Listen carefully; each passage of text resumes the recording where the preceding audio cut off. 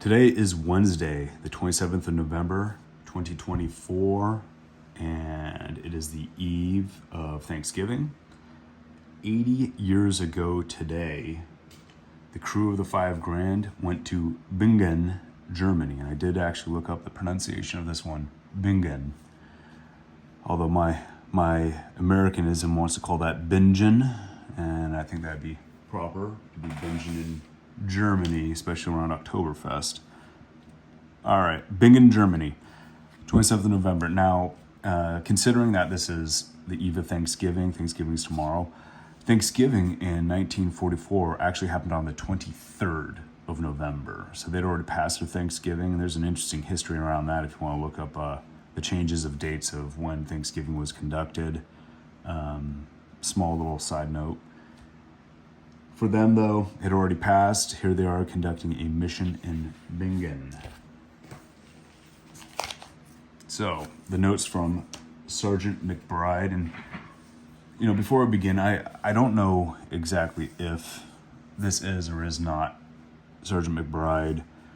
We have a couple of guys here. This is my grandfather, Richard Dick Jacobson. One of these two guys very well could have been Sergeant McBride. They're sitting there clearly out of the waist window with the waist guns. Not sure, not positive. But you see these guys hanging out, celebrating, smoking and joking, literally. That's the kind of things that you do on deployments when you're away from home and you do have the opportunity for a little Thanksgiving. I was in Afghanistan on Thanksgiving at one of our checkpoints. I was in 2012. All right, Bingen, Germany. Got out of bed at 5:30, briefed at 6:30, took off at 8:45. Hit the target at 12:31, back over base at 3. We led the 486th to bomb a railroad marshaling yard in an effort to check the shipping of supplies and men to the Western Front. So now, let's talk about this marshaling yard. It was located in Bingen, which is right... So here's Frankfurt, and then you actually see it on the map here. It says Bingen right there. So again, like many of the other targets we discussed before, there's a lot of opportunity for movement of supplies and goods in here because you have all these rivers, these river systems, give opportunity for rail to interact with it. So it's a very strategic location, like many of the others in several different marshaling yards already. Marshaling yard right here. All right.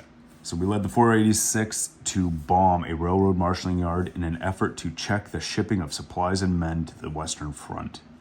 The bombing was done by PFF, and we talked about PFF before as their first kind of radar detection, through 10-10 cloud coverage, but we never found out how we did.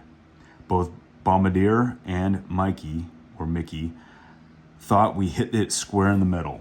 All bombs left the racks when they should have. Something new for us. In the past, they had multiple issues getting their bombs fully out of the racks. We didn't see any enemy fighters during the flight, thanks to our wonderful friendly fighter support. Several smoke trails could be seen from the air as the Germans launched 2 V-2 bombs against England. I'll finish this and I'm going to talk about those V-2 bombs. The actual bombs themselves are going much too fast for us to see. Flak was light and low over the target. Temperature was negative 44 degrees at 2,400 feet. All planes returned safely. So these V-2 bombs that he's referencing, I went and looked these up. So I am going to butcher this name, but the German for it was Vergeltungswaffe 2, and I'm sure I mispronounced that, but it doesn't matter. What these really were missiles. These were kind of the first of missiles being used in warfare, which is very significant. You gotta remember, Germany was very advanced with their technology and their research into technology. These missiles could travel, and I know, especially in the past week, we've had a recent use of missiles from Russia against Ukraine. And so talk about missiles and missile speeds has kind of been hot in the press. And so to make a comparison to that, these missiles had a range of only 180 to 220 miles versus the range of these intercontinental ballistic missiles that Russia just used, which have a significantly greater range. These missiles had a speed of 3,400 miles per hour. What that is, when you kind of look that up, is that's Mach 4.4. And I mean, they're breaking the sound barrier for almost 4.5 times. That's how fast these missiles are traveling.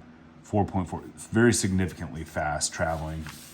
And they were able to witness them from their bombing run. So where in Germany they were actually launched from, I don't know.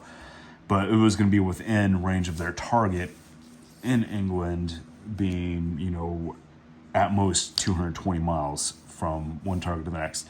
So it's probably closer to the coastline within these launches.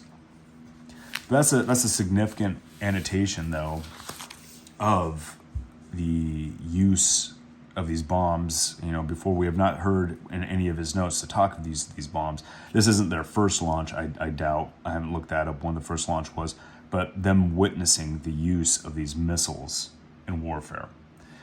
And that's all I have for today. Our next mission is going to be on December 6th when we go to Mersburg, Germany. And I'll work on the pronunciation of that one too.